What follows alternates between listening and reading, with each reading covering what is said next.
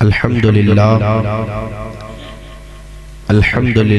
منشی الخلق من عدمی ثم الصلاة علی المختار فی القدم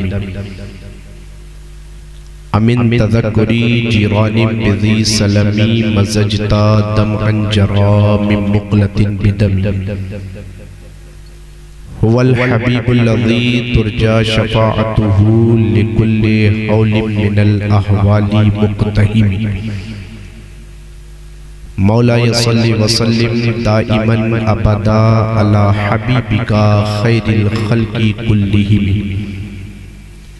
یا ربی بالمصطفیٰ بلغ مقاصدنا یا ربی بالمصطفیٰ بلغ مقاصدنا یا ربی بالمصطفیٰ بلغ مقاصدنا فاغفر لنا ما مضى یا واسع الکرم اما بعد فاعوذ باللہ من الشیطان الرجیم بسم اللہ الرحمن الرحیم یا ایہا الذین آمنوا قوا انفسکم واہلیکم نارا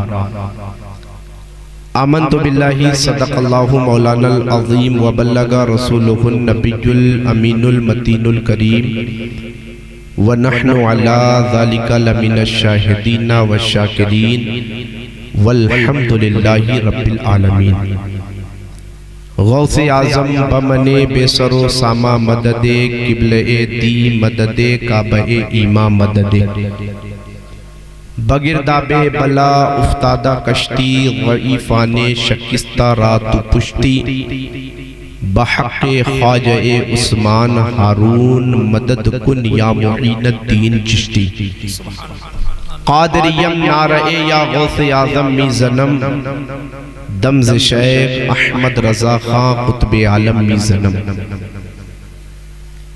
حضرات گرامی وقار اللہ تبارک و تعالیٰ کا بے پناہ فضل و احسان ہے کہ آج ہم اور آپ عرس پاک کی بابرکت پاکیزہ محفل میں حاضری کی سعادت حاصل کر رہے ہیں پچھلے سال یا اس سے پہلے سال میں جب جلسے میں آیا تو ہمارے درمیان معمار قوم و ملت حضرت علامہ الشاہ مولانا غلام جیلانی صاحب دامت برکاتہم العالیہ علیہ رحمت و رضوان حاضر تھے، اب وہ ہمیں نظر نہیں آ رہے ہیں۔ ایک دن ایسا بھی آئے گا کہ محفل ہمارے گھروں کی ہوگی، ہم بھی نظر نہیں آئیں گے، چونکہ موت کا وقت متعین ہے، ایک دن ہر ایک کو جانا ہے۔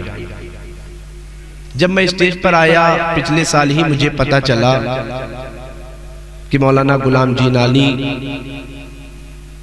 صاحب رحمت اللہ تعالیٰ علیہ کا انتقال ہو گیا۔ افسوس تو بہت ہوا کہ ایک وقت تھا کہ وہ ہمارے درمیان رہا کرتے تھے، جلسوں کی محفلوں کی زینت رہا کرتے تھے، مگر اب وہ ہمیں نظر نہیں آ رہے۔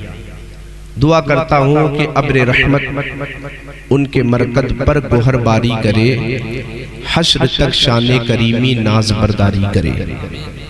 حضرات گرامی وقار، آج ہم اور آپ عرس پاک کی پاکیزہ محفل میں حاضری کی سعادت حاصل کر رہے ہیں۔ حضرت سیدنا سرکار تصدق شاہ رحمت اللہ تعالیٰ علیہ کے عرس کی تقریب میں بیٹھے ہوئے ہیں۔ 4 مصرے اس بارگاہ کو اپنی نگاہوں میں رکھتے ہوئے سماعت کریں۔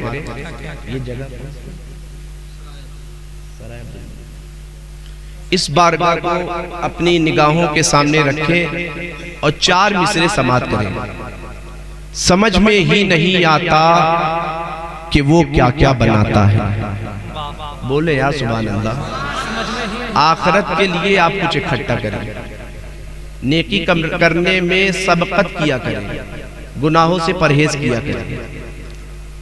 سمجھ میں ہی نہیں آتا کہ وہ کیا کیا بناتا ہے، دیوانہ ریت پر فردوس کا نقشہ بناتا ہے۔ سمجھ میں ہی نہیں آتا کہ وہ کیا کیا بناتا ہے۔ دیوانہ ریت پر فردوس کا نقشہ بناتا ہے۔ مقدر جگمگانا ہو، مقدر جگمگانا ہو تو اس بارگاہ میں چلے آؤ۔ سنا ہے میرا تصدق حسین مٹی کو بھی سونا بناتا ہے۔ سنا ہے میرا تصدق حسین مٹی کو بھی سونا بناتا ہے۔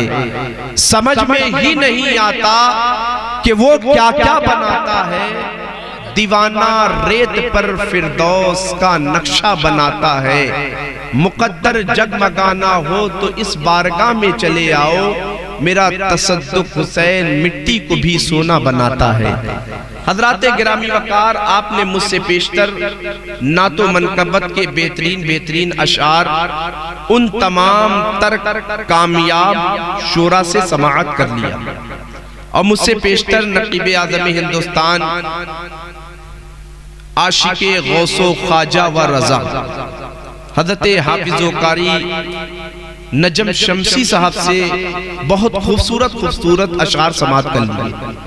میں آپ حضرات کی بارگاہ میں تھوڑی دیر کے لیے کچھ ضروری معروضات لے کر حاضر ہوا ہوں۔ دعا کرتا ہوں کہ اللہ تعالیٰ سب سے پہلے مجھے بولنے سے زیادہ مجھے عمل کی توفیق عطا فرمائے، پھر آپ سب کو عمل کی توفیق عطا فرمائے۔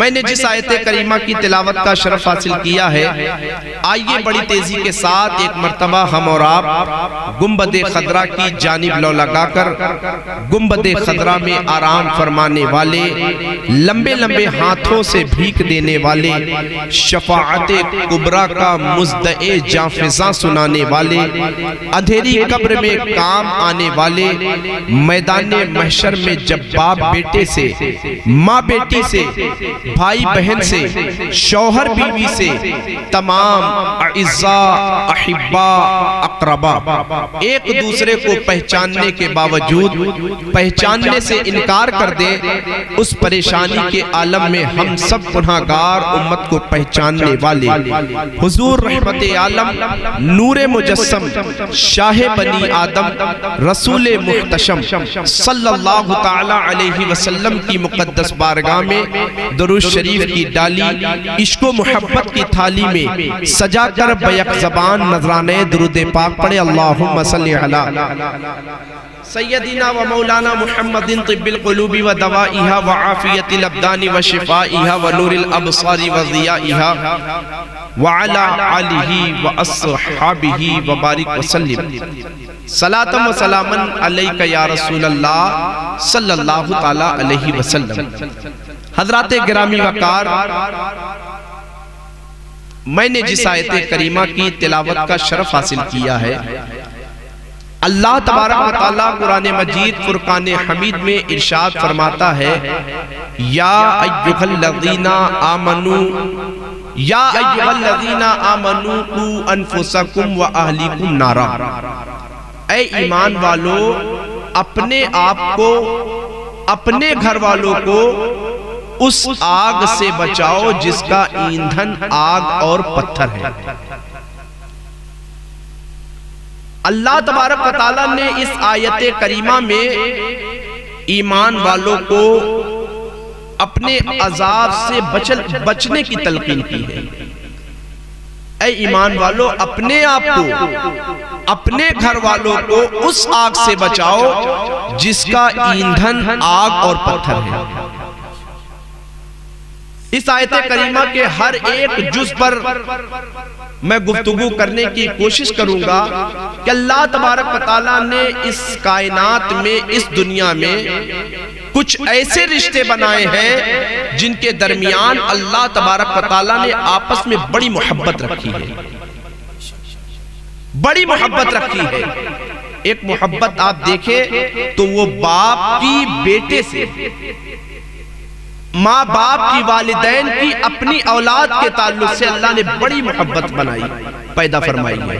ان رشتوں کو آپ دیکھیں تو آپ کو پتا چلے گا اللہ تبارک و تعالیٰ نے ان رشتوں میں بڑی محبت، بڑی برکت عطا فرمائی ہے۔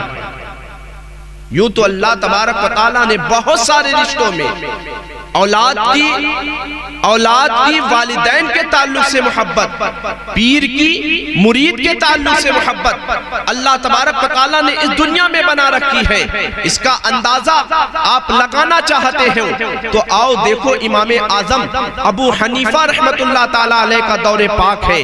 ایک بانجھ عورت جس کا بہت سال سے جس کی کوئی اولاد نہیں ہو رہی تھی، ایک بانجھ عورت نے اس دور میں ایک دائی سے سیٹنگ کی، اس کو تیار کیا کہ میری اولاد ہو ہی نہیں رہی ہے، میں بانجھ ہوں، میری اولاد ہو بھی نہیں سکتی ہے، اگر تمہارے سامنے کسی عورت کا کوئی بچہ ہو جائے اس بچے کو مجھے دے دینا۔ آپس میں اس نے بات کی، گفتگو کی، وہ دائی تیار ہو گئی، دنیا کی لالچ میں آ کر وہ دائی تیار ہو گئی۔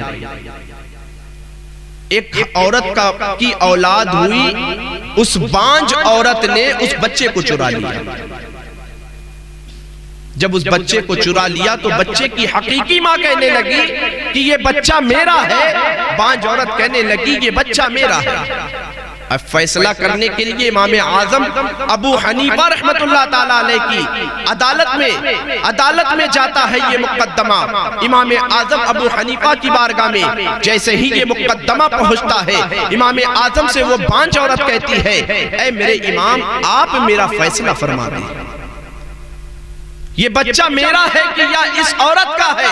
حقیقی ماں کہہ رہی ہے امام آپ فیصلہ فرما دے، یہ بچہ میرا ہے یا اس کا ہے؟ امام اعظم ابو حنیفہ رحمت اللہ تعالیٰ علیہ دونوں عورتوں سے پوچھتے ہیں، اس بچے کے تمہارے حقیقی اولاد ہونے کی تمہارے پاس کون سی دلیل ہے؟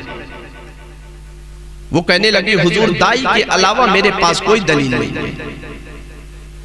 امام اعظم ابو حنیفہ نے بانجھ عورت سے پوچھا اس کے تمہارے اپنی حقیقی اولاد ہونے کی کوئی دلیل؟ وہ کہنے لگی حضور دائی کے علاوہ کوئی دلیل نہیں ہے۔ امام اعظم ابو حنیفہ رحمت اللہ تعالیٰ علیہ نے اعلان کیا کہ میرے سامنے تلوار لائی جائے۔ آپ دونوں عورت کے چہرے کو بھی دیکھ رہے ہیں اور فرما رہے تلوار لائی جائے۔ تلوار جب لائی گئی، امام اعظم ابو حنیفہ رحمت اللہ تعالیٰ علیہ نے دیکھا کہ اس عورت جو بانجھ عورت تھی، جو اپنے بچے حقیقی بچے ہونے کا دعویٰ کر رہی تھی فرضی طور پر، اس نے بچے کو تو چرا لیا تھا۔ امام اعظم نے اس کے چہرے کو دیکھا، اس پر کوئی شکن، اس کے اوپر کوئی پریشانی کے آثار نمودار نہیں ہو رہے تھے، مگر وہ حقیقی ماں تھی، وہ بے چین ہو رہی تھی، وہ پریشان ہو رہی تھی، وہ تڑپ رہی تھی، وہ بے قرار ہوتی ہوئی نظر آ رہی تھی۔ اس حقیقی ماں نے جب امام اعظم ابو حنیفہ کی بارگاہ میں تلوار لا کر رکھی جاتی ہے، اس نے پوچھا امام اعظم ابو حنیفہ سے، اے میرے امام آپ فیصلہ کرنے سے پہلے یہ بات تو مجھے بتا دیں کہ آپ نے تلوار کیوں منگائی ہے؟ امام اعظم ابو حنیفہ نے ارشاد فرمایا ہے کہ تم نے دعویٰ کیا ہے یہ بچہ میرا ہے مگر دلیل نہ دے سکی۔ اس عورت نے دعویٰ کیا کہ بچہ میرا ہے مگر دلیل اس نے بھی نہیں دیا۔ بچہ ایک ہے، دعویٰ دو عورتیں کر رہی ہیں، میں نے تلوار اس لیے منگایا ہے کہ بچے کو دو ٹکڑا کر دوں گا، آپس بچے کو دو ٹکڑے کر کے ایک ٹکڑا تمہیں دے دوں گا، ایک اسے دے دوں گا۔ جیسے ہی اس حقیقی ماں نے سنا ہے، وہ درد کے مارے بے چین ہو جاتی ہے، بے قرار ہو جاتی ہے، پریشانی کے آثار اس کے چہرے سے نمودار ہو رہے ہیں۔ وہ کہنے لگی اے میرے امام اگرچہ یہ دعویٰ کر رہی ہے، میں بھی دعویٰ کر رہی ہوں، میں بھی دعوے میں صحیح ثابت نہیں ہو پا رہی ہوں، آپ کی بارگاہ میں کوئی دلیل نہیں دے پا رہی ہوں، مگر امام میری آپ کی بارگاہ میں گزارش ہے کہ آپ بچہ اسی کو دے دے، مگر بچے کا قتل نہ کرے، بچے کو دو حصے میں نہ بانٹے۔ جیسے ہی امام اعظم ابو حنیفہ نے اتنا سنا ہے فوراً مسکرانے لگے۔ اس عورت نے دیکھا کہ امام مسکرا رہے ہیں تو وہ عورت کہتی ہے اے امام آپ مسکرا کیسے رہے ہیں؟ تو وہ عورت سے امام اعظم ابو حنیفہ فرماتے ہیں کہ یہ بچہ تیرا ہے۔ امام اعظم ابو حنیفہ سے وہ عورت کہتی ہے حضور ابھی تک تو آپ نے فیصلہ نہیں کیا تھا۔ تو امام اعظم ابو حنیفہ علیہ رحمہ فرماتے ہیں کہ تیرے چہرے کی، تیرے پیشانی کی پریشانی اس بات کی دلیل دے رہی ہے کہ یہ بچہ تیرا، تیرے پیشانی کی لکیریں اس بات کی گواہی دے رہی ہے کہ یہ بچہ تیرا۔ تیری بے قراری اور اضطرابی کیفیت بتا رہی ہے کہ یہ بچہ تیرا،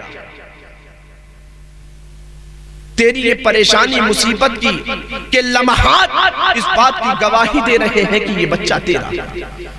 تو اللہ تبارک و تعالیٰ نے دنیا میں کچھ رشتے ایسے رکھے ہیں جن کو آپس میں بہت زیادہ جدا کرنے کی کوشش کی جائے پھر بھی یہ رشتے آپس میں جدا نہیں ہو سکتے۔ آپ نے پانی کے قطرے دیکھے ہوں گے، پانی کے قطروں سے، پانی کے قطروں کو پانی کی لہروں سے اتنی محبت ہوتی ہے، اگر کوئی شخص چاہے پانی میں پتھر مار کر اس کے لہروں سے اسے جدا کر دے تو بہت آسان نہیں ہے۔ ایک لمحے کے لیے پانی کی لہروں سے اس کے قطرے کو جدا تو کیا جا سکتا ہے مگر یہ ممکنات میں سے نہیں ہے۔ سورج کی اس کے شعاعوں سے دور تو کیا جا سکتا ہے مگر یہ ممکنات میں نہیں ہے۔ مگر اللہ تبارک و تعالیٰ نے ماں باپ اور اولاد کے درمیان ایسی محبت رکھی ہے کہ اسے ہرگز آپس میں ایک دوسرے سے جدا نہیں کیا جا سکتا ہے۔ اللہ تبارک و تعالیٰ نے پیر اور مریدین کے درمیان ایسی محبت رکھی ہے کہ جسے آپس میں جدا نہیں کیا جا سکتا ہے۔ اللہ کا ارشاد گرامی، ایمان والو اللہ سے ڈر، ایمان والو اپنے آپ کو اس آگ سے بچاؤ جس کا ایندھن آگ اور پتھر ہے۔ صرف اس بات کا حکم رب تبارک و تعالیٰ نے نہیں دیا کہ ایمان والو اپنے گھر والوں کو اس آگ سے، پہلے تو اپنے آپ کو بچاؤ۔ ہمیں اپنی زندگی کیسے بچانی ہے، ہمیں اپنی زندگی کیسے گزارنی ہے جس سے ہم اللہ کے عتاب، اللہ کے قہر، اللہ کے غضب، اللہ کی عذاب سے بچ سکیں۔ آج مولانا غلام جینانی علیہ رحمت و رضوان ہمارے درمیان نہیں ہے۔ ایک دن ہم پر بھی ایسا آئے گا کہ جس دن ہمیں اس دنیا کو چھوڑ کر آخرت کی طرف جانا ہے۔ اور حدیث پاک میں آتا ہے کہ ہر انسان جسے اللہ تبارک و تعالیٰ نے اس دنیا میں بھیجا ہے، کل بروز قیامت اللہ تبارک و تعالیٰ نے اسے جن نعمتوں سے، جن نعمتیں سے اللہ تبارک و تعالیٰ نے اسے نوازا ہے، ہر نعمت کا جواب انسان کو اللہ کی بارگاہ میں دینا ہوگا۔ اللہ نے اگر طاقت دی ہے تو اس طاقت کے بارے میں پوچھے گا کہ میں نے تجھے طاقت دی، صحت دی، تندرستی دی، ان کاموں کو کن کام میں خرچ کیا؟ میں نے تجھے دولت دی، دولت کو کن کام میں صرف کیا؟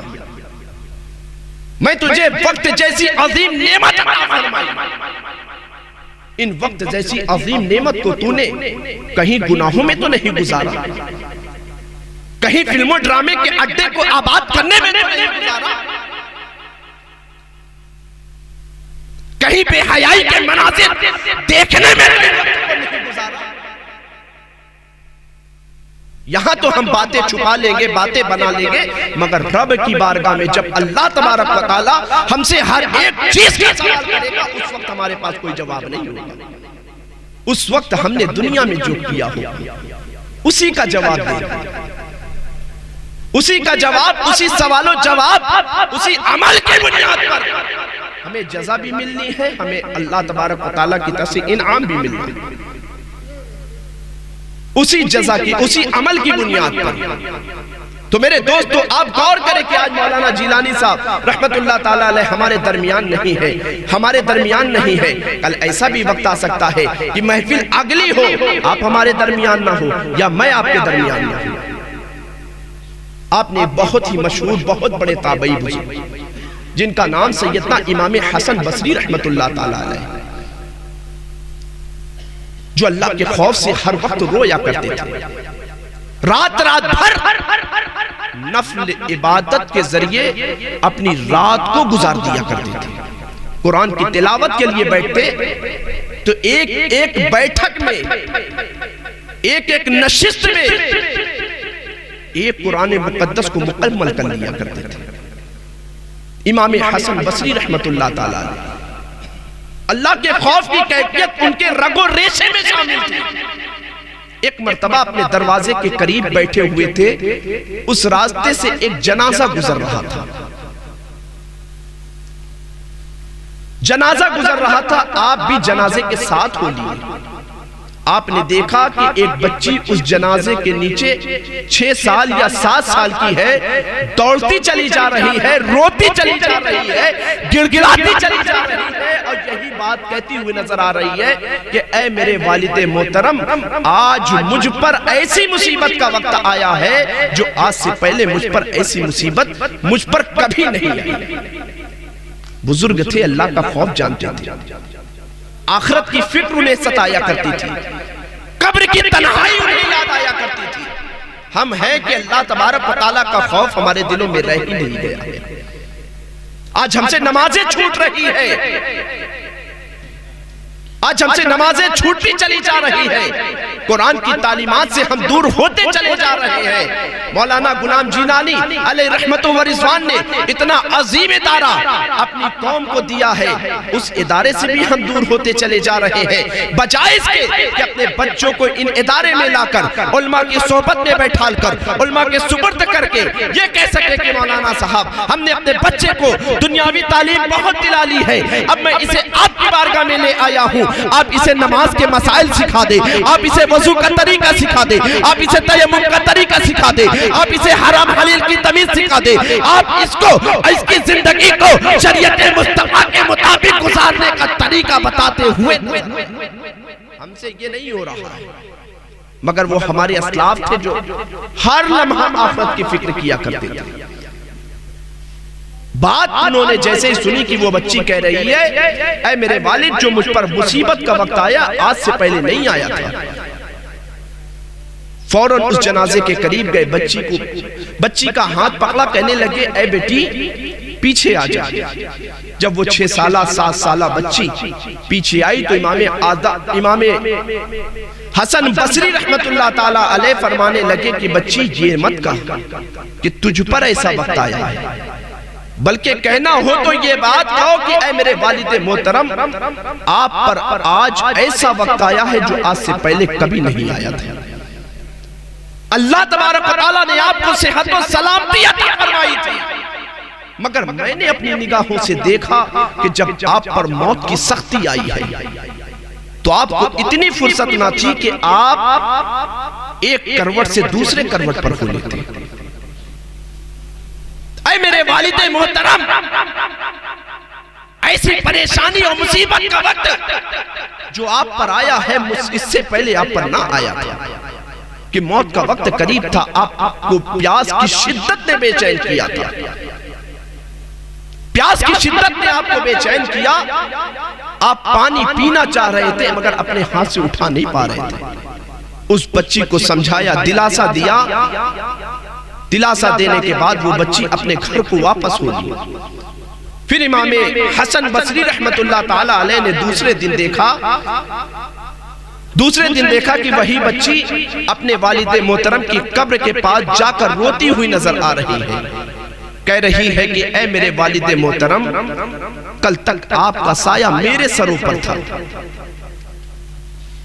تو میری نگاہوں کے سامنے اندھیرا نہ تھا، کل تک آپ کی شفقتوں کا سایہ میرے اوپر جلوہ فیکن تھا، میں اپنے آپ کو تنہا محسوس نہیں کرتی تھی۔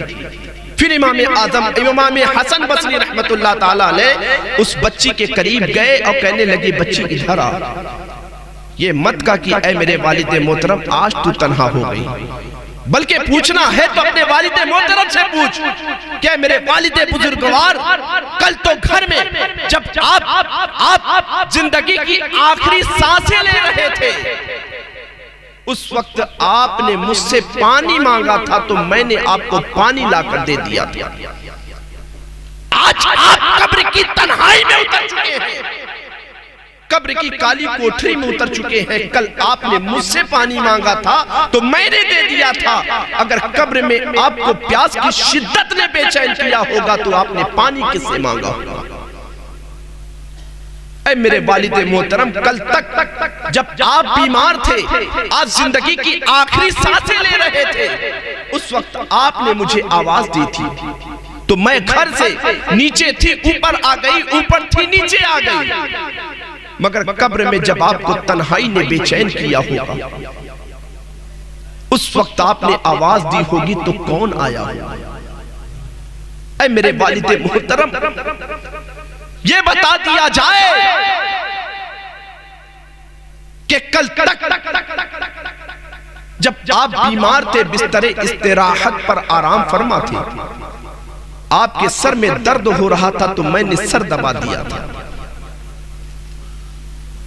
جب موت کی سختی آنے کے بعد، قبر کی تنہائیوں کو دیکھنے کے بعد، آپ کو آخرت کی فکر نے بے چین کیا ہوگا کہ اب میرا سوال و جواب ہونے والا ہے، اب میرے لیے جو ٹھکانہ میرے عمل کی بنیاد پر طے کیا جائے گا وہی ٹھکانہ ہمارا ہمیشہ کا ٹھکانہ ہوگا۔ اس وقت آپ کے اوپر پریشانی کے آثار نمودار ہو رہے ہوں گے تو اس وقت آپ کو کس نے سہارا دیا ہوگا؟ وہ بچی یہی کہہ رہی ہے، امام آدم ابو حنیفہ ہر جملے پر یہی کہہ رہے ہیں، بچی دنیا کی زندگی تیرا باپ گزار کر تو چلا گیا، دنیا میں یقیناً کل رات اگر تیرے باپ کو اندھیرے نے بے چین کیا ہوگا تو تو نے لائٹ چلا دیا تھا۔ یہ قبر ایسی کوٹھری ہے جس میں لائٹ کا بھی نہ کوئی انتظام ہے، نہ نرم و نازک بستر کا انتظام ہے۔ میں آپ سے پوچھتا ہوں اے مسلمانوں، تم نے اپنی زندگی کے اتنے لمحات گزار لیے، تم نے اپنی زندگی کہ اتنے لمحات میں کون سے ایسے عمل کیے کہ ایک دن ہمیں بھی مر کر جانا ہے؟ کیا ہم نے نمازوں کی پابندی کی؟ کیا ہم نے قرآن کی تلاوت کی؟ کیا ہم نے اپنے رب کو منانے کے خاطر اپنے رب کی بارگاہ میں کبھی آنسو بہائے؟ کیا ہم نے اپنے رب کی رضا جوئی کی خاطر حرام حلال میں تمیز کی؟ کیا ہم نے اپنے رب کی رضا جوئی کی خاطر اپنے آپ کو ان گناہوں سے بچانے کی کوشش کی، ان تمام گناہوں سے بچانے کی کوشش کی جس پر رب کا عتاب ہے، رب کا غضب ہے، رب کی قہاری ہے، جس پر رب کی ناراضگی ہے؟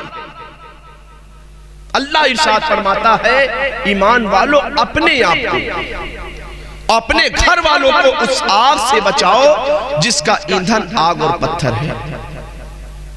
ایک ماں باپ کی بچے کے تعلق سے اتنی محبت ہوتی ہے کہ مثال کے طور پر ایک کھلی چھت ہو، بچہ آپ کا 3 سالہ 4 سالہ ہو، کسی رشتہ دار کے ساتھ کھلی چھت پر گھوم رہا ہو تو ماں باپ کی بچے سے اتنی محبت ہوتی ہے، کھلے طور پر اگر کوئی بھی رشتہ دار ہو آپ کے بچے کو کھلی چھت پر چھوڑ دے تو آپ اس سے لڑنے کو تیار ہو جاتے ہیں۔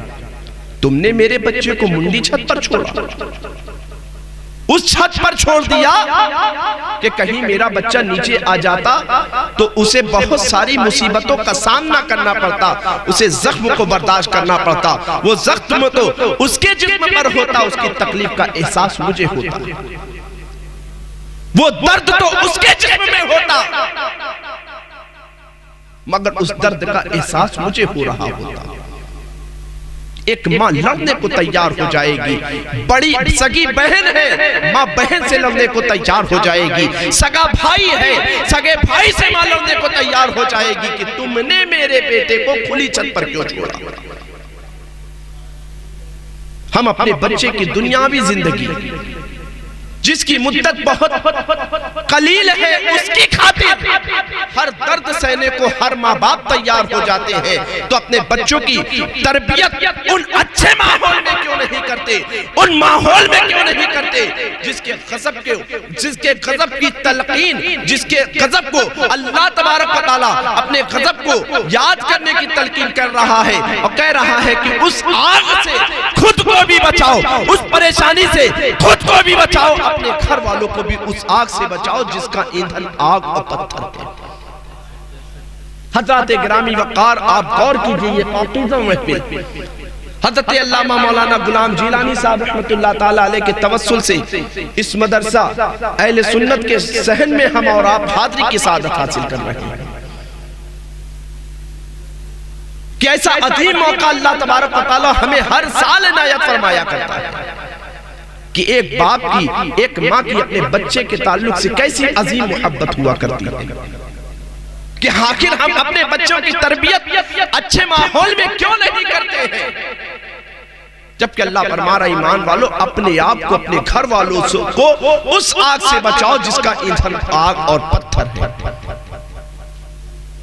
اگر ہم اپنے بچوں کی تربیت اچھے ماحول میں کرنا شروع کر دیں، یقیناً آپ اپنے اسلاف کی زندگی پڑھیں تو پتہ چلے گا ہمارے اسلاف جن کے رگ و ریشے میں عشق مصطفیٰ کی دھن ہر وقت سوار رہا کرتی تھی، ان کے رگ و ریشے میں مصطفیٰ کی شریعت کو حاصل کرنے کا ایسا عظیم جذبہ ہوا کرتا تھا، کل وہ ہمارے اسلاف اگر مدرسے کی ٹوٹی ہوئی چٹائی پر اساتذہ کی بارگاہ میں ادب و احترام کے ساتھ علم دین حاصل کر کے نکلا کرتے تھے تو زمانہ انہیں صدیوں یاد رکھا کرتا تھا۔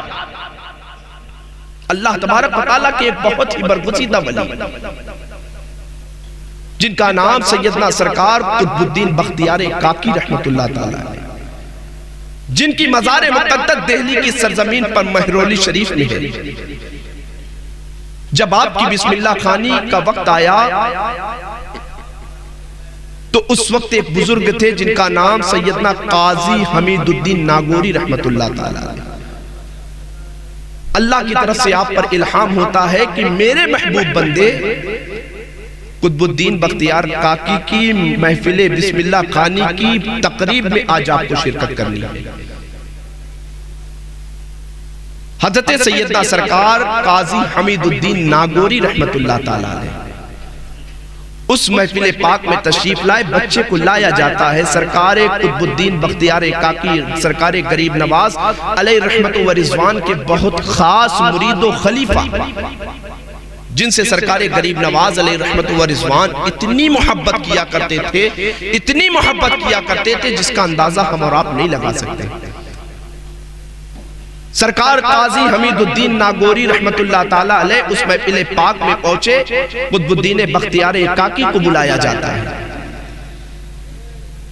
جیسے ہی بلایا جاتا ہے آپ تشریف لاتے ہیں، قاضی حمید الدین ناگوری رحمت اللہ تعالیٰ علیہ کو بسم اللہ خوانی شروع کروانی تھی۔ آپ نے کہا بیٹا پڑھو اعوذ باللہ من الشیطان الرجیم بسم اللہ الرحمن الرحیم۔ استاد نے جیسے ہی اتنا کہا، سرکار قطب الدین بختیار کاکی نے تعوذ تسمیہ پڑھنے کے بعد سورہ فاتحہ پڑھنے کے بعد پہلا پارہ مکمل کر لیا، دوسرا پارہ مکمل کیا، تیسرا پارہ مکمل کیا، چوتھا پارہ، پانچواں پارہ مکمل کیا، یہاں تک کہ آپ 15 پارہ پڑھ کر خاموش ہو گئے۔ آپ کے جو استاذ گرامی قاضی حمید الدین ناگوری رحمت اللہ تعالیٰ علیہ تھے، ایک طرف بچہ قرآن کی تلاوت کر رہا ہے، استاذ حیرت و استعجاب کی عطا گہرائی میں ڈوب کر اس شاگرد کا چہرہ دیکھ رہا ہے۔ کہا بیٹا تم نے تو 15 پارہ پڑھ لیا اور آگے بھی پڑھ لیتے، آگے کیوں نہیں پڑھتے؟ تو قاضی حمید الدین ناگوری رحمت اللہ تعالیٰ علیہ کو سرکار قطب الدین بختیار کاکی کتنا عمدہ نفیس جواب دیتے ہیں، کہتے ہیں حضور جب میں اپنی ماں کے شکم میں پرورش پا رہا تھا، جب میں اپنی ماں کے شکم میں پل رہا تھا، جب میں اپنی ماں کے پیٹ میں پل رہا تھا تو میری ماں 15 یا 17 پارے کی حافظہ تھی، وہ روزانہ 17 پارے یا 15 پارے جتنے بھی پارے کی حافظہ تھی اتنے پارے کو تلاوت کیا کرتی تھی۔ میں نے اپنے ماں کے شکم میں رہ کر اتنے پارے کو حفظ کر لیا، اتنے پارے کو حفظ کر لیا تھا۔ وہی قاضی حمید الدین ناگوری رحمت اللہ تعالیٰ علیہ جو سرکار قطب الدین بختیار کاکی رحمت اللہ تعالیٰ علیہ کو بسم اللہ خوانی کی تقریب میں شروعات کروانے آئے تھے، ماں کی تربیتوں کے نتیجے میں اللہ نے انہیں وہ مقام و بلندی عطا فرمائی۔ سرکار قطب الدین بختیار کاکی کو کہ سرکار قطب الدین بختیار کاکی کی بسم اللہ خوانی میں جو بزرگ تشریف لائے تھے، ماں کی اچھی تربیتوں کے نتیجے میں، باپ کی اچھی شفقتوں کے نتیجے میں اللہ نے وہ مقام عطا فرمایا کہ وہی قاضی حمید الدین ناگوری بعد میں قطب الدین بختیار کاکی کے مرید و خلیفہ بنتے ہوئے، بعد میں مرید و خلیفہ بنتے ہوئے نظر آئے۔ یہ کس بنیاد پر اتنا عظیم منصب ملا، اتنا عظیم مرتبہ ملا، اتنی بلندی کیسے ملی؟ یہ ماں باپ کی تربیتوں کا نتیجہ تھا، ماں کی شفقتوں کا نتیجہ تھا۔ تو پتہ یہ چلا کہ جب بچہ ماں کے شکم میں پرورش پا رہا ہوتا ہے تو بچہ ماں کے شکم میں परवरिश पा रहा होता है तो माँ के असरात को कबूल किया करता है। बच्चा माँ के शिकम में पल रहा है, माँ कुरान की तिलावत कर रही है तो बच्चा कुरान की तिलावत करने वाला बन जाता है। माँ गाने बाजे गाया करती है तो बच्चा गाने बाजे गाने वाला बन जाता है। माँ शरीयत की बातें करने वाली होती है तो बच्चा अपने जिंदगी में शरीयत के अहकाम को उतारने वाला बन जाता है। जैसा कि काजी हमीदुद्दीन नागौरी बिस्मिल्लाह खानी के तशरीफ में तकरीब में तशरीफ लाए थे, कुतुबुद्दीन बख्तियार काकी की जिंदगी को देखा, माँ की अच्छी तरबियतों के नतीजे में अल्लाह ने वो मकाम अता फरमाया कि सरकार गरीब नवाज की खिदमत की बदौलत अल्लाह ने हिंद का कुतुब सरकार कुतुबुद्दीन बख्तियार काकी को बना। पता ये चला कि जब बच्चा माँ के शिकम में परवरिश पा रहा होता है, माँ के शिकम में परवरिश पा रहा होता है तो माँ के असरात को कबूल किया करता है। जबकि आज से 1400 साल पहले मेरे नबी सल्लल्लाहु ताला अलैहि वसल्लम, गैब दा नबी सल्लल्लाहु ताला अलैहि वसल्लम ने बता दिया था कि जब बच्चा 4 महीने का हो जाता है, 4 महीने के बाद बच्चा माँ के असरात को पेट में ही कबूल किया करता है। आज साइंस बता रही है कि जब बच्चा माँ के शिकम में परवरिश पा रहा होता है, 4 महीने के बाद डॉक्टरान हजरात कहते हैं कि बच्चे को टेंशन न देना। अच्छा, माँ के टेंशन की वजह से बच्चे को टेंशन कैसे हो सकती है? अल्लाह के नबी सल्लल्लाहु अलैहि वसल्लम ने 1400 साल पहले बता दिया था कि बच्चा माँ के शिकम में परवरिश पा रहा होता है, उसके असरात को कबूल किया करता है। माँ नमाज पढ़ने वाली होती है तो बच्चा नमाजी बना करता है। माँ कुरान की तिलावत करने वाली होती है तो बच्चा कुरान की तिलावत का आदी बन जाया करता है। माँ गाने बाजों की महफिल को आबाद करने वाली होती है तो बच्चा उसके असरात को भी कबूल करता है। फिर जाकर बच्चा जब परवरिश पाने के बाद दुनिया में जब बच्चा आता है, नाफरमान बच्चा बन जाता है तो माँ बाप को यही शिकायत होती है कि मौलाना साहब दुआ फरमा दो, मेरा बच्चा नाफरमान हो गया। हमने अपने बच्चों की तरबियत किन माहौल में की के बजाय इसके कि हम मौलाना गुलाम जीलानी रहमतुल्लाह ताला अलैह के मदरसे में भेजते, उन्हें हाफिज़े कुरान बनाते, दीन का मुबल्लिग बनाते, दीन और सुन्नियत का काम करने वाला मसलके आला हज़रत का सिपाही बनाते, बजाय कि हमने अपने बच्चों की तरबियत इन माहौल में करने के बजाय हमने मॉडर्न तालीम का नशा अपने ऊपर सवार किया और अपने बच्चे को मॉडर्न तालीम का इतना दिलदादा बना दिया, इतना दिलदादा बना दिया कि जमीन बेचनी पड़ रही है तो हम बेच दिया करते हैं, खेत को गिरवी रखना पड़ रहा है तो रख दिया करते हैं। वही बच्चा जिनको हमने दुनियावी माहौल में इस तरह डाला, दीन के माहौल से निकालकर दुनियावी माहौल में डाला, तो वही बच्चा मरने के बाद देखा ये जाता है, हमने भी देखा है, आपने भी देखा है, वही बाप जो जिंदगी की हर सऊबत बच्चे की खातिर बर्दाश्त करता रहा, वही माँ जो बच्चे की मुसीबत को, हर बच्चे की तमाम तर परेशानी को अपनी परेशानी समझकर अपनी जिंदगी के लम्हात को गुजारती रही, वही माँ बाप के इंतकाल के बाद बच्चा जनाजे में दूर खड़ा हुआ नजर आता है। पूछा जाता है इनका बच्चा कहाँ गया? कहा जाता है वो देखिए वो बच्चा टाई लगाए, बेल्ट लगाए, दूर खड़ा है। उन बच्चों को ये तौफीक नहीं, और तौफीक हो भी कैसे कि हमने बच्चे को अपना ऐसा बनाया ही नहीं, अपने आप को ऐसा नहीं बनाया। कहां से बच्चे को तौफीक हो कि वो आपका जनाजा पढ़ सके? कहां से बच्चे को वो तौफीक हो कि आप जिस बच्चे के खातिर दुनिया में जमीन को गिरवी रखते रहे, जिस बच्चे की खातिर, जिन औलाद की खातिर तुमने हर सितम बर्दाश्त किए, जमाने के हर सितम बर्दाश्त किए, रिश्तेदारों के ताने को बर्दाश्त किया, वही बच्चा जिसकी खातिर तुमने अपनी जिंदगी का हर सरमाया कुर्बान कर दिया, वो बच्चा आप ही की नमाज जनाजा से दूर हुआ करता है, आप ही को गुस्ल कराने में कतराता है, आप ही की कब्र में उतरने का जब वक्त आता है तो बच्चा कहीं चचा को ढूंढ रहा होता है, कहीं खालू को ढूंढ रहा होता है, कहीं फूफा को ढूंढ रहा होता है। میرے دوستو، آج ضرورت اس بات کی ہے کہ ہم اپنے معاشرے کے حالات کو بدلنے کی کوشش کریں۔ قرآن کی تعلیم ہم اپنے بچوں کو نہیں دلوا رہے ہیں۔ زمانے کا مردود سے مردود انسان، آپ نے سنا ہوگا آج سے 15 16 20 دن پہلے ایک رافضی دنیاوی حرص لالچ کا کتا وسیم رضوی جیسے ناہنجار نے اس بات کی جسارت کی کہ سپریم کورٹ میں ریٹ داخل کی کہ قرآن کی 26 آیتوں کو قرآن سے نکال دیا جائے معذاللہ۔ میں کہتا ہوں ظالم، تو قرآن کی 26 آیتوں کو نکالنے کی بات کرتا ہے؟ خدا کی قسم، پوری دنیا مل کر یہ حکومتیں کیا، یہ طاقت کیا، یہ پاور کیا، پوری دنیا کی تمام تر طاقتیں اکٹھا ہو جائے، قرآن سے ایک حرف کو بھی الگ نہیں کر سکتی ہے۔ اس لیے کہ علامہ اقبال کسی شاعر نے کہا تھا کہ ہے قول محمد قول خدا، فرمان نہ بدلا جائے گا، بدلے گا زمانہ لاکھ مگر قرآن نہ بدلا جائے گا۔ شرط یہ ہے کہ ہم تو اپنے بچوں کو دینی تعلیم حاصل کروائیں، شرط یہ ہے کہ ہم اپنے بچوں کو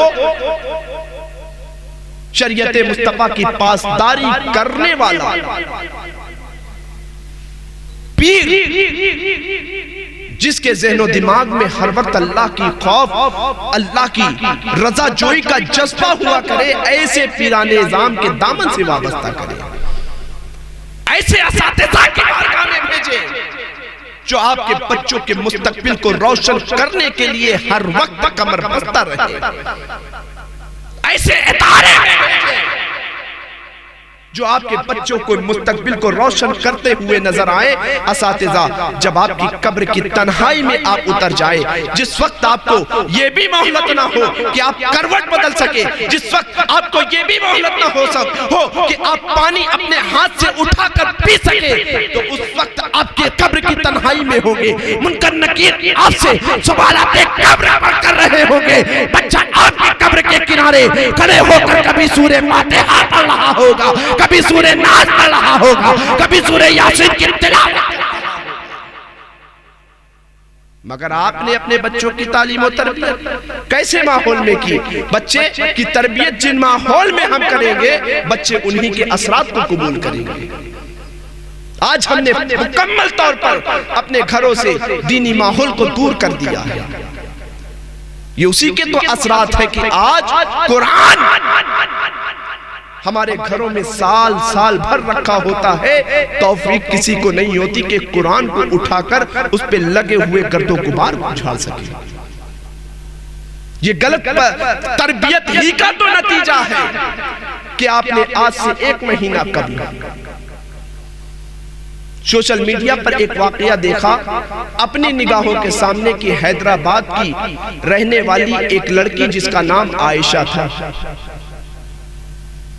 اس نے سوشل میڈیا پر ایک ویڈیو بنایا اور اس میں وہ بچی یہ کہتی ہوئی نظر آ رہی ہے کہ اے میرے باپ، اے میرے والد محترم، آپ کی یہ ہمت نہیں ہے، میں جانتی ہوں کہ آپ کھیتی کرتے ہو، میں جانتی ہوں کہ آپ مزدوری کیا کرتے ہو، آپ نے میرے لیے ایسا داماد چنا ہے جو داماد دنیاوی حرص، دنیاوی لالچ کا دل دادا ہے۔ جب سے میں اس کے نکاح میں آئی ہوں، جب سے میں ان کی زوجیت میں آئی ہوں، جب سے میں نے اس کے گھر میں قدم رکھا ہے، یہ کبھی بائک کی ڈیمانڈ کیا کرتا ہے، یہ کبھی نقد پیسے کی ڈیمانڈ کیا کرتا ہے، یہ کبھی بلڈنگ کا مطالبہ کیا کرتا ہے، یہ کبھی زمین کا مطالبہ کیا کرتا ہے، یہ کبھی جائزات کا مطالبہ کیا کرتا ہے۔ آپ میں اتنی ہمت نہیں ہے، آپ کو کے پاس اتنی دولت نہیں ہے کہ آپ اس دنیاوی حرص اور لالچ رکھنے والے دلدادے کی ڈیمانڈ کو پورا کر سکیں۔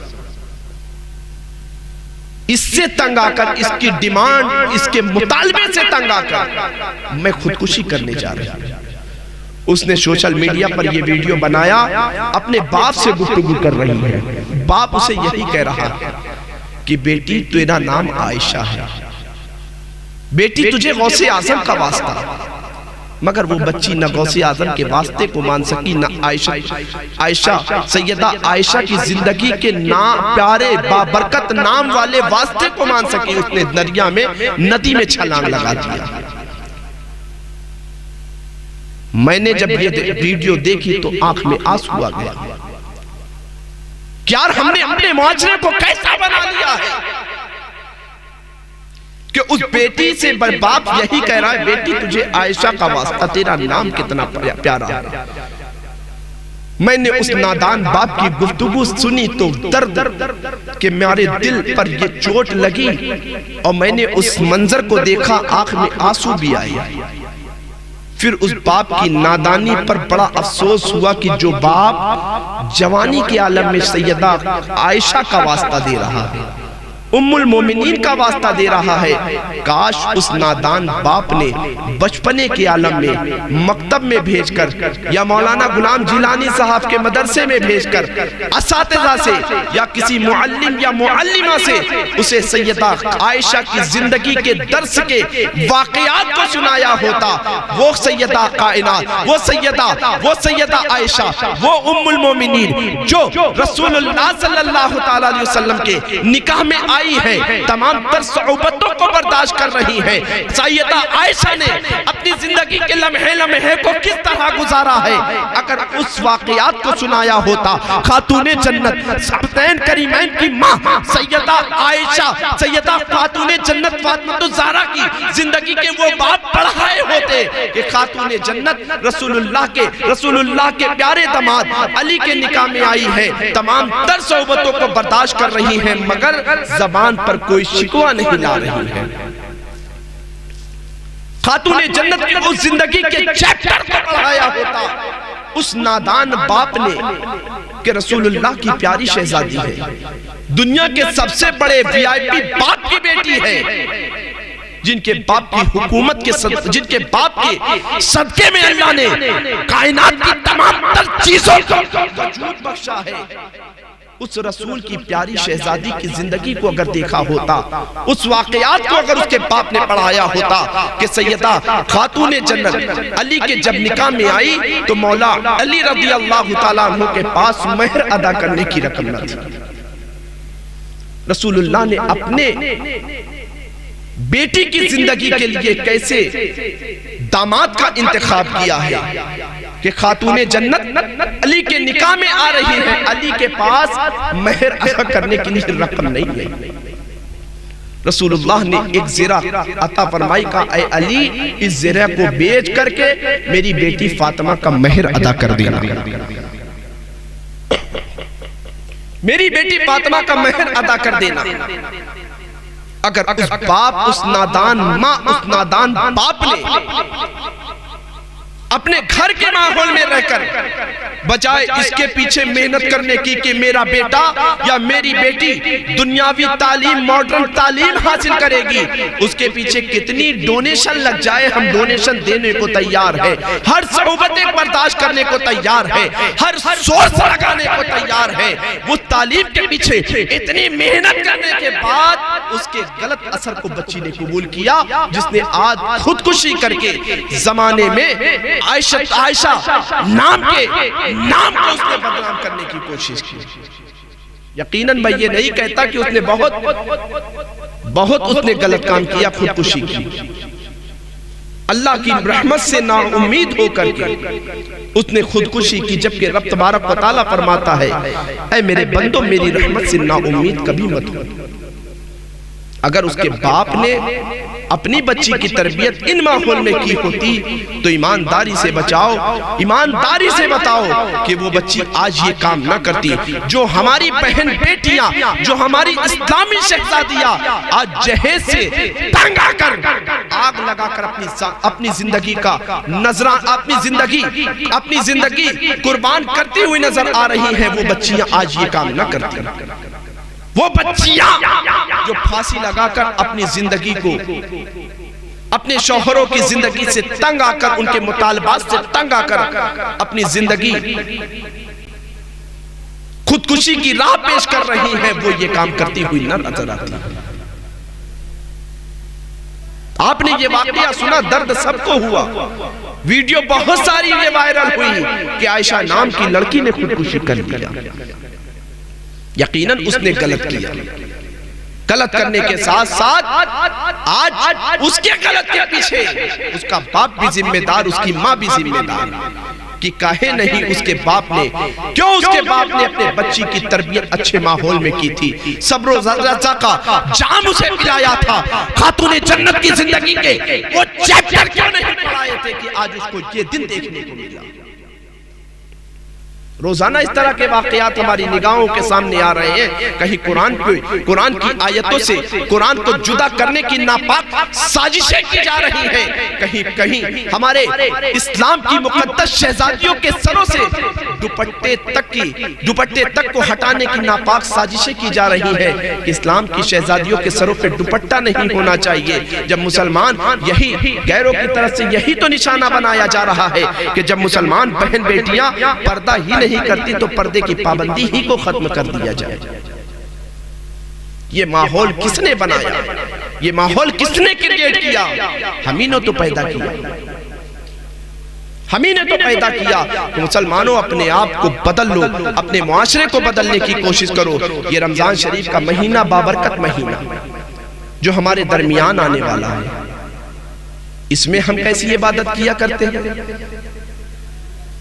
اس میں ہم کیسی عبادت کیا کرتے ہیں. ایسا پاکیزہ مہینہ, ایسا بابرکت مہینہ جس کا ہر لمحہ ہر گھڑی رحمت برکت والی ہوا کرتی ہے, جس کے بارے میں حدیث پاک میں آتا ہے کہ جب رمضان المبارک کا چاند نظر آتا ہے اللہ تبارک و تعالی فرشتوں کو حکم دیتا ہے, اے فرشتوں جہنم کے سارے دروازوں کو بند کر دو, جنت کے سارے دروازوں کو کھول دو.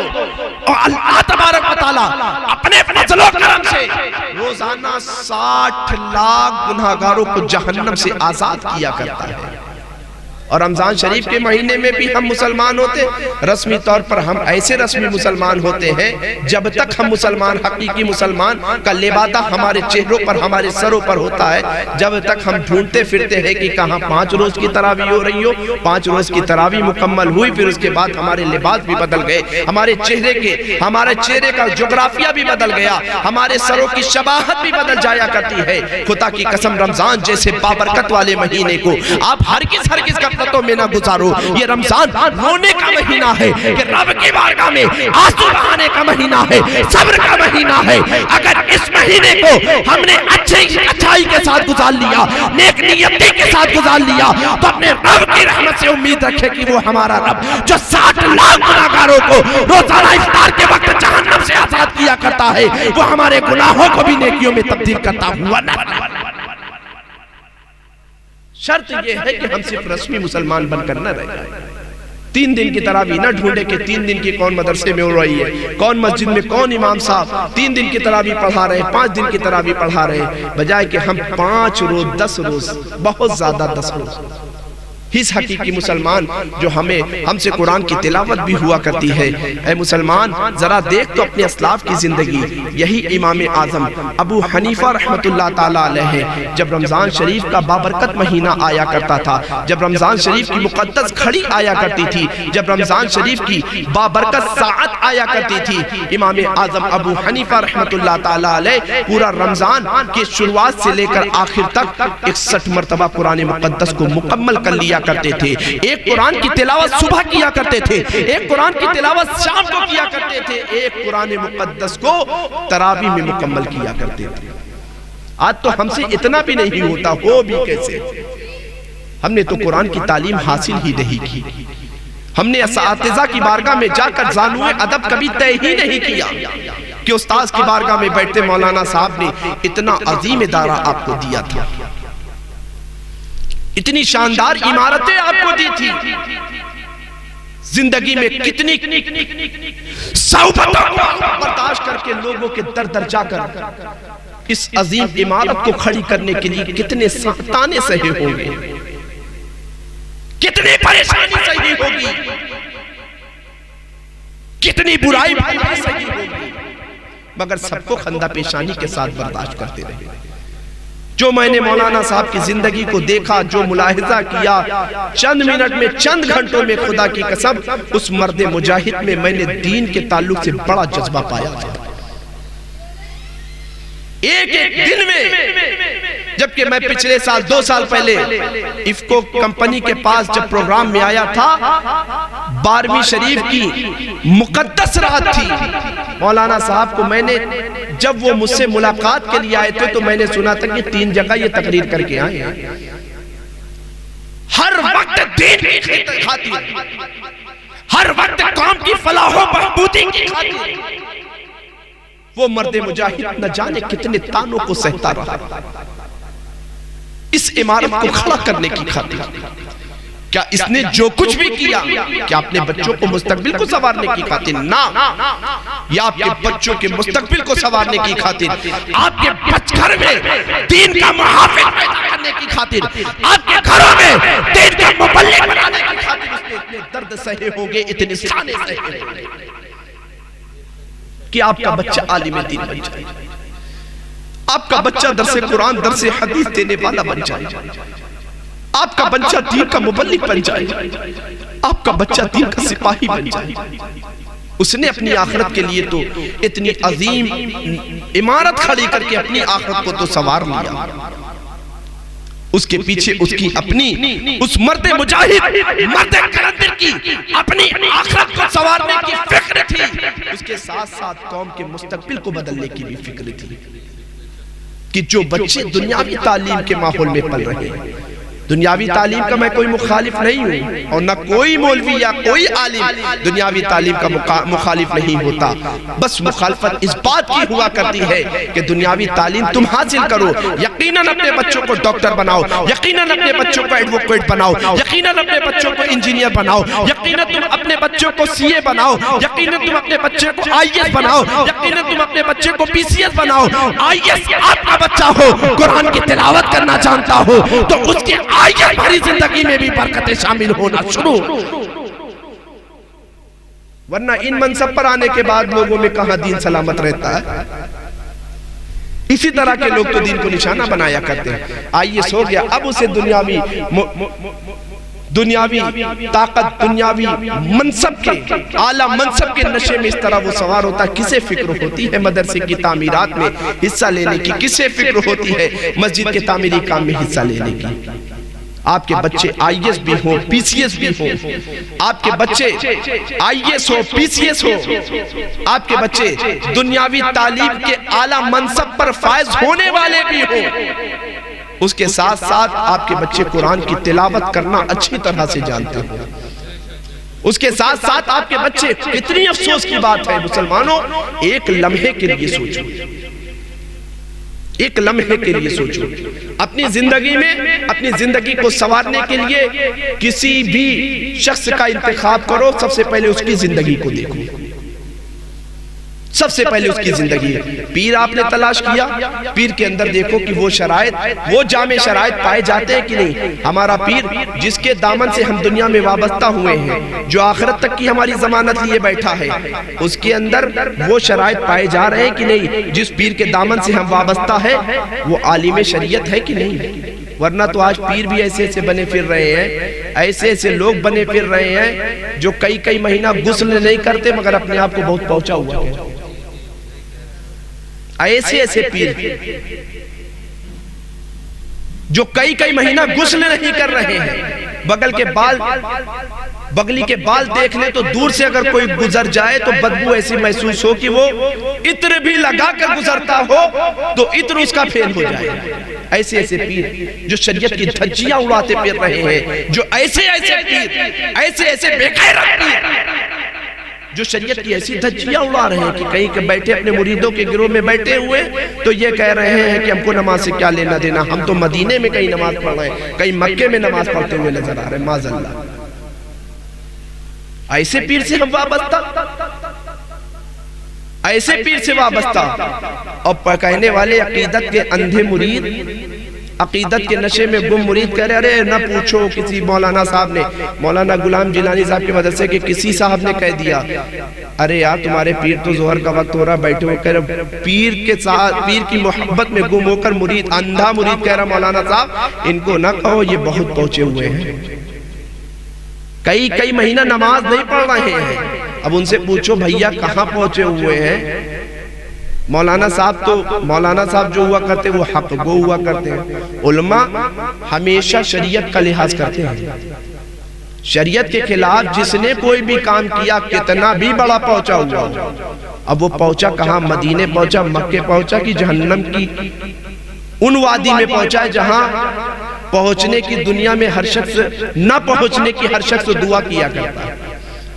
تو کوئی بھی استاذ ہو، پیر ہو، رہنما ہو، مبلغ ہو، مدرس ہو، مقرر ہو، آپ ایسے کا انتخاب کریں جس کے اندر شریعت کی پاسداری ہو۔ ایسے شخص سے پیر ہونا جائز نہیں ہے جو شخص عالم نہ ہو، اپنے مسائل، اپنے زندگی کے مسائل خود حل کر سکے، شریعت کے مسائل خود سے حاصل کر سکے۔ یہاں تو ایسے پیر موجود ہیں جن سے پوچھا کچھ جائے بتاتے کچھ ہے، سوال کچھ کرو جواب کچھ دیتے ہیں۔ اعلیٰ حضرت رحمت اللہ علیہ کی زندگی دیکھو، خدا کی قسم اعلیٰ حضرت کی زندگی دیکھو کہ ایک مرتبہ اعلیٰ حضرت رحمت اللہ تعالیٰ علیہ کے گھر کے قریب سے ایک فقیر گزر رہا تھا جس نے کہا احمد رضا 20 روپیہ دو ورنہ تمہارا گھر الٹ دوں گا۔ اعلیٰ حضرت نے فرمایا، اعلیٰ حضرت کا گھرانہ وہ سخی گھرانہ تھا، کوئی بھی خالی ہاتھ وہاں سے واپس نہیں لوٹا کرتا تھا۔ اعلیٰ حضرت نے کہا بابا 20 کی جگہ تم 50 لے لو، گھر الٹنے والی بات یہ غیر شرعی ہے، گھر الٹنے والی بات یہ غیر شرعی ہے، یہ کہہ کر کے تم یہ دھونس دے کر کے پیسہ لینا چاہو گے تو مجھ سے ایک پیسہ نہیں لے پاؤ گے۔ اب یہاں تو پیران نظام ایسے دعا تعویذ کی بنیاد پر گھر میں گھسے نہیں کہ آنکھ بند کیا، باپ رے باپ تمہارے گھر میں تو بہت بڑا جنات بیٹھا ہوا ہے۔ اب مرید بھی عقیدت میں اندھی عقیدت میں گم ہو کر مولانا صاحب اب یہ نکلے گا کیسے؟ اب اس کے اوپر بہت بڑا چڑھاوا کرنا پڑے گا۔ کیا کرنا پڑے گا؟ 50,000 کا خرچہ آئے گا۔ اب وہ بیچارہ مرید جس کے یہاں گیس چولہے جلانے کے لالے پڑے ہوتے ہیں، وہ ظالم پیر ان سے لاکھوں ایٹ لیا کرتے ہیں۔ اسی طرح کا واقعہ علامہ اقبال کے دور میں ایک پیش آیا تھا۔ علامہ اقبال صاحب بہت بڑی فکر کے مالک تھے، اتنی بڑی فکر کے مالک تھے کہ میں علامہ اقبال کی زندگی کو سمجھاؤں ان لفظوں میں آپ سمجھیں کہ علامہ اقبال اس ذات کا نام ہے جنہوں نے مسلمانوں کی فکر میں، سوچ میں ایک بلندی پیدا کی ہے۔ علامہ اقبال اس ذات کا نام ہے دنیا کی سب سے بڑی آکسفورڈ یونیورسٹی، جس پر علامہ اقبال کے ہر شعر پر پی ایچ ڈی ہوتا ہے، جنہوں نے کہا کہ محمد سے وفا تو نے تو ہم تیرے، یہ جہاں چیز ہے کیا لوح و قلم تیرے۔ سننے میں تو الفاظ بڑے اچھے لگ رہے ہیں مگر سمجھنے کی طاقت تو قوت ہر ایک میں نہیں ہے۔ علامہ اقبال نے کہا تھا نگاہیں مرد مومن سے بدل جاتی ہے تقدیریں، جو ہو ذوق یقین پیدا تو کٹ جاتی ہے شمشیریں۔ اس علامہ اقبال کے دور میں ایک پیر صاحب آئے، علامہ اقبال صاحب کے گھر میں تشریف لائے، ان کا ایک مرید ملنے کے لیے آیا، کہنے لگا حضور دعا فرما دیجئے، بڑا قرضدار ہو چکا ہوں۔ علامہ اقبال صاحب کے سامنے جو پیر صاحب موجود تھے انہوں نے دعا کیا، کہا حضور زندگی ہمارے اوپر 90 روپیہ قرضہ ہے، دعا فرما دیجئے، 90 روپے کا قرضدار ہوں۔ تو علامہ پیر صاحب جو تھے انہوں نے دعا فرمایا۔ اب وہ جب جانے لگا تو اس نے 10 روپیہ اپنے پیر صاحب کو نذرانے میں دیا، دعا سے ہاتھ پھیرا پیر صاحب نے، علامہ صاحب مسکرانے لگے۔ تو پیر صاحب نے پوچھا حضور آپ مسکرائے کیوں؟ کہا کہ آپ کی دعا کی قبولیت پر میں مسکرا رہا ہوں۔ کہا مطلب سمجھ میں نہیں آیا۔ کہا کہ آپ کا مرید جب آپ کی بارگاہ میں فیض لینے کے لیے آیا تھا تو 90 کا قرضدار تھا، آپ سے فیض لے کر گیا تو 100 روپے کا قرضدار ہو گیا۔ تو ایسے سے پیر موجود ہے. پیر آپ جب بھی پیر کے اندر 4 شرط دیکھیں، 4 شرائط دیکھیں. ایک تو عالم ہو، عالم ہو. اب آج اکثریت دیکھو چنندہ خانقاہوں، چنندہ بارگاہوں میں دیکھو پیران نظام ایسے ایسے بیٹھے جو عالم ہی نہیں ہوتے. اب وہ تمہاری آخرت کی زلفوں کو کیا سنواریں گے یار، جن کی اپنی زندگی خود فنا ہوتی چلی جا رہی ہے. اعلیٰ حضرت رحمت اللہ تعالیٰ شریعت کے بڑے پابند تھے. اب اعلیٰ حضرت پر ہر سنی کا احسان ہے. خانقاہوں کی حفاظت اعلیٰ حضرت ہی نے کی ہے. اعلیٰ حضرت رحمت اللہ تعالیٰ علیہ کی ذات جو تنہا 170 فتنوں کا مقابلہ کیا ہے. آج یوں ہی نہیں پوری دنیا یہ کہتی ہوئی نظر آ رہی ہے وادی رضا کی کوہ ہمالا رضا کا ہے، جس سمت دیکھیے وہ علاقہ رضا کا ہے. اوروں نے بھی لکھے ہیں بہت علم دین پر، جو کچھ بھی اس صدی میں ہے وہ تنہا رضا کا. اعلیٰ حضرت اس ذات کا نام ہے جنہوں نے ہمارے سینوں میں عشق مصطفیٰ کی، اس کے مصطفیٰ کے چراغ کو روشن کیا ہے. ہم کیا سمجھ پاتے یار قرآن و حدیث کو؟ ہم عربی میں کیا سمجھ پاتے؟ نبی کی تعریف و توصیف کو کیا سمجھ پاتے کہ قرآن نبی کی تعریف کر رہا ہے؟ کہیں کہہ رہا وَالضُّحَا وَاللَّيْلِ إِذَا سَجَى. ہم کیا سمجھتے ہیں؟ وضو کے طریقے کو اردو میں نہ سمجھنے والا مسلمان وَالضُّحَا وَاللَّيْلِ إِذَا سَجَى کے مرتبے اور ان کے مناقب، ان کے کمالات کو کیا سمجھ پاتا؟ وَالضُّحَا کے مسئلے کو کیا سمجھ پاتا؟ قَدْ جَاءَكُم مِّنَ اللَّهِ نُورٌ وَكِتَابٌ مُبِينٌ کی تفسیر کو کیا سمجھ پاتا؟ نبی کے أَلَمْ نَشْرَحْ لَكَ صَدْرَكَ وَوَضَعْنَا عَنْكَ وِزْرَكَ والی تفسیر کو کیا سمجھ پاتا؟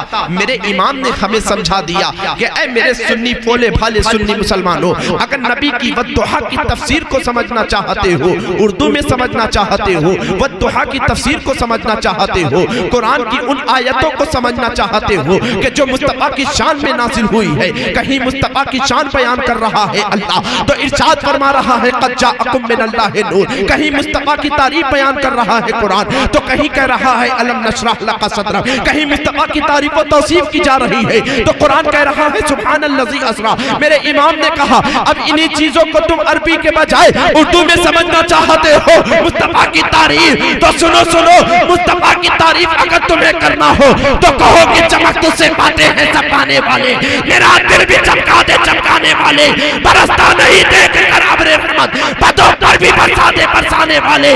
تو زندہ ہے واللہ، تو زندہ ہے واللہ، میری چشم عالم سے چپ جانے والے. میرے امام نے کہا کہ اگر مصطفیٰ کی تعریف سمجھنا چاہتے ہو تو کہو پکار کر، کہو پکار کر. میرے امام کہتے ہیں کہ کہو اپنے نبی کی تعریف کرنا چاہتے ہو تو کہو سرور کہوں کہ مالک و مولا کہوں تجھے، باغ خلیل کا گل زیبا کہوں تجھے، تیرے تو وصف اے پہ تناہی سے ہے بری، حیران ہوں میرے شاہ میں کیا کیا کہوں تجھے. یا رسول اللہ قرآن نے آپ کو والضحا کہا، واللیل کہا، اذا سجا کہا، الم نشرح کہا، قد جاءکم من اللہ نور کہا، سبحان الذی اسریٰ کہا. سب کچھ تو قرآن نے کہہ دیا. سرور کہوں کہ مالک و مولا کہوں تجھے، باغ خلیل کا گل زیبا کہوں تجھے، تیرے تو وصف اے پہ تناہی سے ہے بری، حیران ہوں میرے شاہ میں کیا کیا کہوں تجھے. لیکن رضا نے ختم سخن اس پہ کر دیا، خالق کا بندہ خلق کا آقا کہوں تجھے. بات میں عرض یہ کر رہا تھا کہ پیر میں کوئی بھی پیر، بزرگوں نے فرمایا کہ پانی پیو چھان کے، پیر پکڑو پہچان کے. سمجھ رہے؟ تو میں عرض یہ کر رہا تھا پیر میں سب سے پہلے شرائط، 4 شرائطوں میں سب سے پہلی شرط یہ ہے کہ پیر کا عالم ہونا ضروری ہے. عالم نہیں ہے تو پھر وہ اس سے امید نہ رکھیے کہ وہ آخرت میں آپ کو آپ کی بخشش کروا لے گا. سمجھ رہے ہیں؟ پیر کے سب سے پہلے شرط یہ ہے کہ عالم ہے. اب اکثریت کے ساتھ دیکھو عالم ہوگا تمہیں دین کے مسائل سے آگاہی حاصل کروائے گا. اعلیٰ حضرت رحمت اللہ علیہ کی بارگاہ میں ایک دور میں ایک فقیر آیا، کہنے لگا احمد رضا 20 روپیہ دو ورنہ گھر الٹ دوں گا. کہا 20 کی جگہ 50 لے لو، گھر الٹنے والی بات غیر شرعی ہے. اب یہاں پیر ایسے ایسے موجود ہیں کہ جن سے نماز کے بارے میں اگر علماء نے پوچھ لیا، روزے کے بارے میں پوچھ لیا، حج و زکوٰۃ کے بارے میں پوچھ لیا، مریدوں نے کہا حضور والا مولانا صاحب تو کہہ رہے تھے آپ نماز نہیں پڑھتے. اب ان ظالم آخرت سے بے فکر لوگوں کی آخرت کو تباہ کرنے والے دنیاوی حرص کے بے غیرت پیروں کا جواب کیا ہوتا ہے؟ ارے مولانا صاحب کی بات نہ پوچھو، ہم تو طریقت والے ہیں، ہم تو طریقت والے ہیں، مولانا شریعت والے، ہم طریقت والے، شریعت اور طریقت میں، شریعت والوں میں طریقت والوں میں کبھی پٹری نہیں کھائی ہے۔ اب اس طرح کا جواب ہے ان ظالم جاہل پیروں کا، یہ جواب ہوا کرتا ہے۔ طریقت، میں کہتا ہوں نادان، طریقت کیا شریعت سے الگ ہے؟ شریعت کے بغیر کوئی طریقت کی منزلوں کو حاصل ہی نہیں کر سکتا ہے۔ شریعت نہیں طریقت نہیں پہنچ سکتا، شریعت نہیں معرفت کی منزلوں کو نہیں پہنچ سکتا، شریعت نہیں حقیقت کی منزلوں کو نہیں پہنچ سکتا ہے۔ اور تو کہہ رہا ہے کہ ہم طریقت والے ہیں۔ اچھا، کئی مہینہ بغلی صاف نہیں کرتا، طریقت والا بنا پھر لیا۔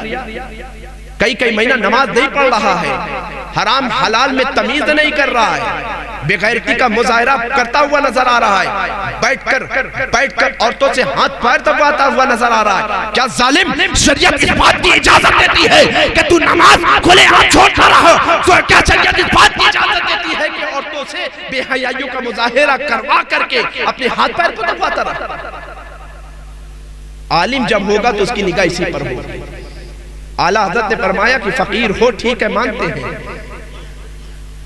مگر غیر شرعی باتیں نہ کرو، غیر شرعی باتیں نہ کرو۔ مکان لٹ دینا تمہارے بس کی بات نہیں ہے۔ اب اعلیٰ حضرت رحمت اللہ علیہ کی والدہ تھی، آپ کی بہنیں تھیں، اس وقت کہنے لگی احمد رضا فقیروں سے الجھا نہیں کرتے، عورتوں کا اس بات پر اعتقاد بہت جلدی ہو جاتا ہے۔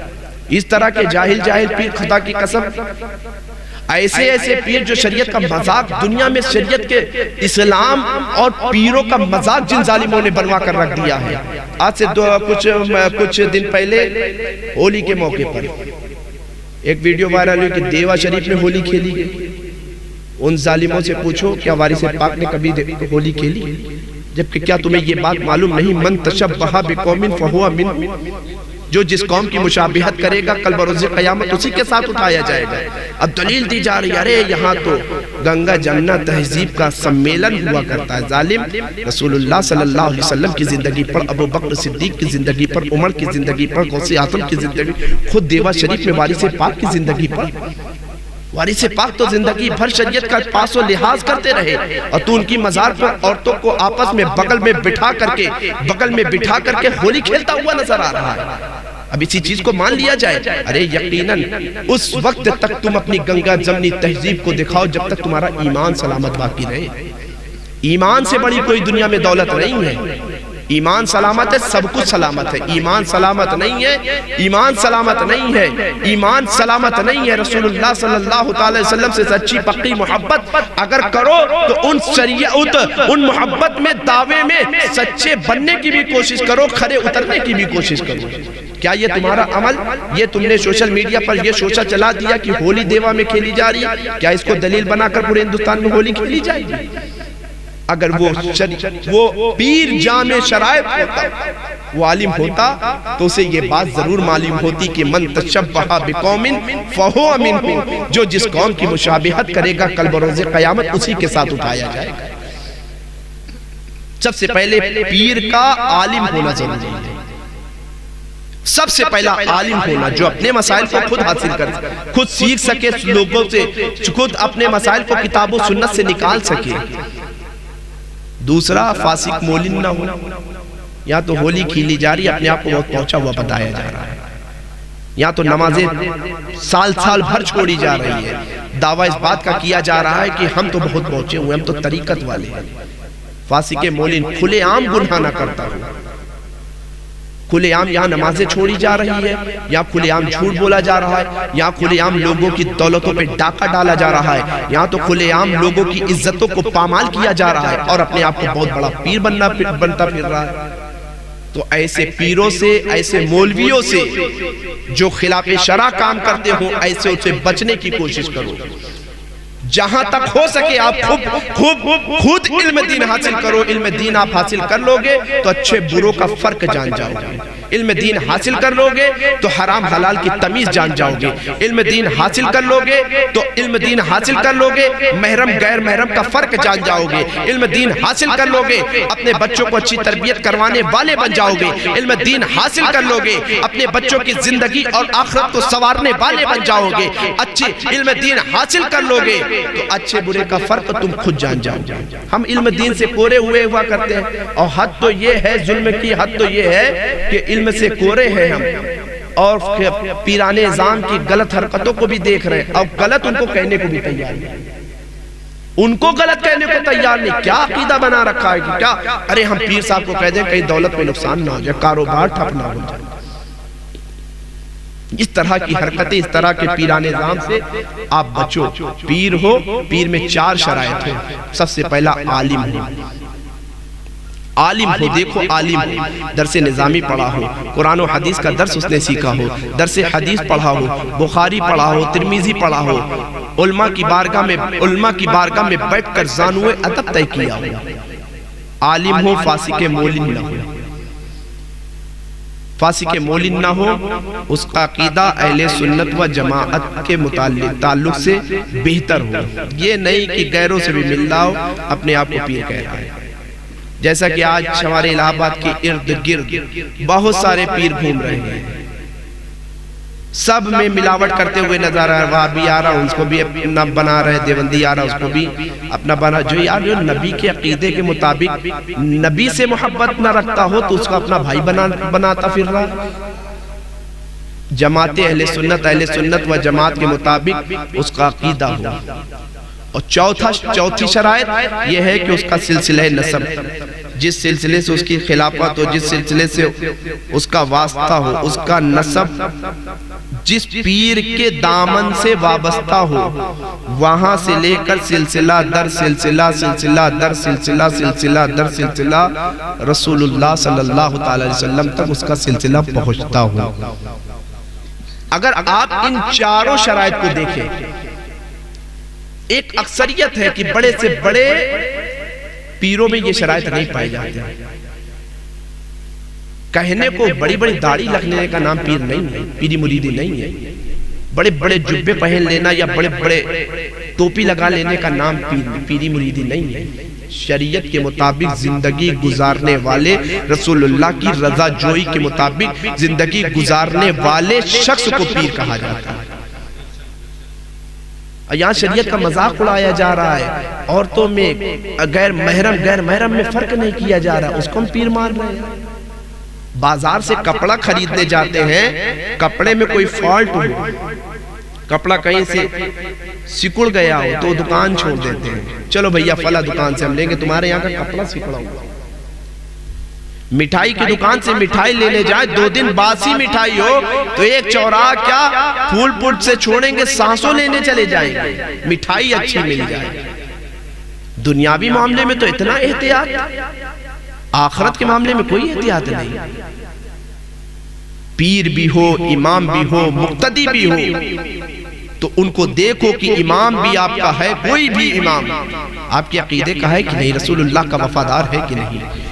پیر دیکھو شریعت کی پابندی کرنے والا ہے کہ نہیں، اگر شریعت کی پابندی کرنے والا پیر ہے تو اسے سینے سے لگا لو، شریعت کے خلاف کرنے والا ہو تو اسے پاؤں کی ٹھوکر میں رکھو۔ پانی پیو چھان کے، پیر پکڑو پہچان کے۔ شاعر کہتا ہے سرکار تصدق شاہ رحمت اللہ علیہ کے آستانے کو اپنی نگاہوں میں رکھو۔ شاعر کہتا ہے سمجھ میں ہی نہیں آتا کہ وہ کیا کیا بناتا ہے، دیوانہ ریت پر فردوس کا نقشہ بناتا ہے، مقدر جگمگانا ہو تم مدرسے کے صحن میں چلے آؤ۔ مقدر جگمگانا ہو مدرسہ اہل سنت شمشیہ تیگیہ کے صحن میں چلے آؤ۔ میرا تصدق شاہ مٹی کو بھی سونا بناتا ہے، میرا تصدق شاہ مٹی کو بھی سونا بناتا ہے۔ میرے بھائیوں، یہ دنیاوی زندگی چند دن کی ہے۔